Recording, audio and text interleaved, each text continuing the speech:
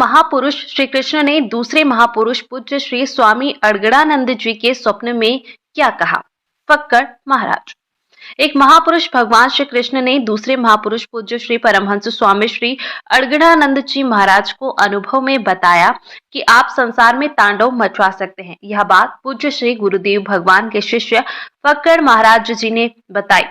फक्कड़ महाराज जी ने कहा कि तांडव का अर्थ यानी हृदय परिवर्तन। पूज्य गुरुदेव भगवान में वह क्षमता है कि वे पूरे संसार का हृदय परिवर्तन कर सकते हैं, बशर्ते कि संसार गीतोक्त साधना के मार्ग पर चले। उन्होंने कहा कि भगवान की ही प्रेरणा से पूज्य श्री गुरुदेव भगवान द्वारा यथार्थ गीता लिखी गई।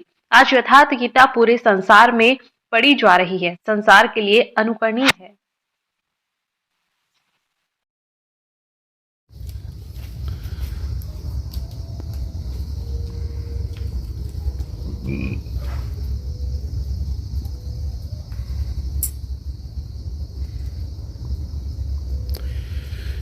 श्री परमहंस आश्रम बहिरादेव आजमगढ़, जहाँ ताड़का का वध हुआ था। महाराज जी, ताड़का का वध हुआ था, भगवान राम ने किया था गुरुदेव की आशीर्वाद से। ताड़का का क्या अर्थ है महाराज जी, कुछ बताएंगे? देखिए, जब साधक साधना में प्रवृत्त होता है, जब सद्गुरु हृदय से रति हो जाते हैं, जब नाम का सुमिरन निरंतर होने लगता है, तो कुछ तर्क पूर्वाग्रह से ग्रसित जो हमारा मनोमस्तिष्क है वो पीछा करता है। जो पूर्वाग्रह है यही तुम्हारा, क्या पूछ रहे थे आप? ताड़का। पूर्वाग्रह है, यही ताड़का, यही तर्क पैदा करता है। तर्क ना ही ताड़का है। जो तर्क है हमारे अंदर, भगवान को छोड़ के और भी कहीं कुछ अच्छा लग रहा है तो तर्क है। तो ये तर्क को समाप्त किया किसने? भगवान राम ने। ये तर्क अनुभव से समाप्त होते हैं। अनुभव कहते हैं राम को।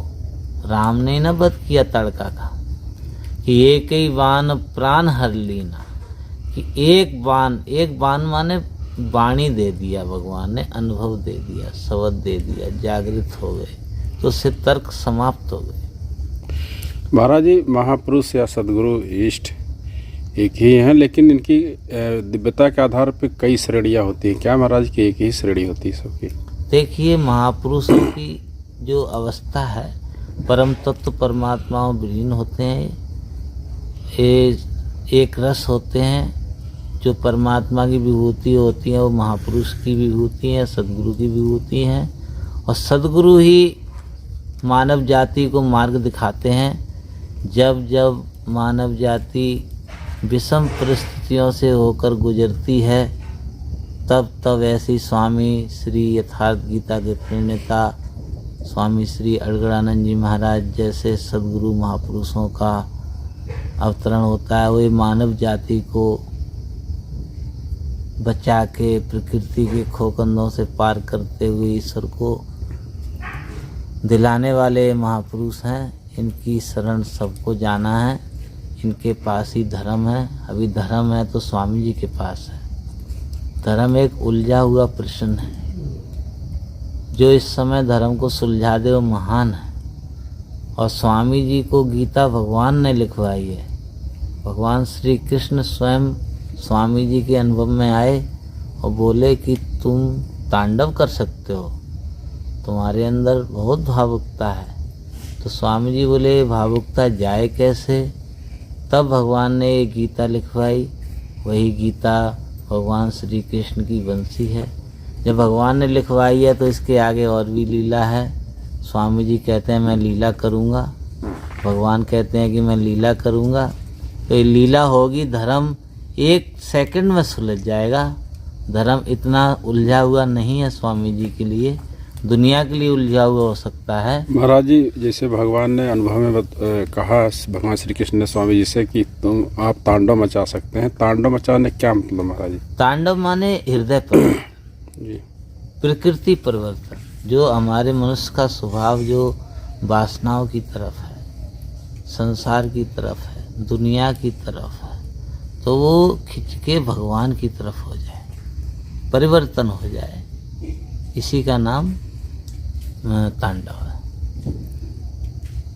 जा रहे थे काम की ओर, निकल गए राम की ओर, इसी का नाम तांडव है। भगवान आकाशवाणी दे सकते हैं, वो सुविधा तुमको मिल सकती है भजन करने से। इस समय महाराज जी स्वामी जी का क्या मिशन है, जोरों पर चल रहा है, या कोई और उपाय करेंगे जिससे राष्ट्रीय धर्म ग्रंथ घोषित हो जाए? देखिए, जब भगवान ने कराया तो हमारे उपाय करने से, कुछ करने से होगा?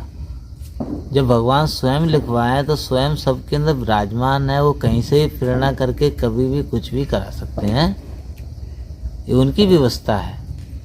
हाँ, इसके लिए हमें जागरूक रहना चाहिए, खुद उनकी विद्या को धारण करके आचरण में लाना चाहिए, जिससे कि आपके आचरण को देख के 10 लोग सुधरें। इस भारतवर्ष में करीब 1 करोड़ महात्मा हैं।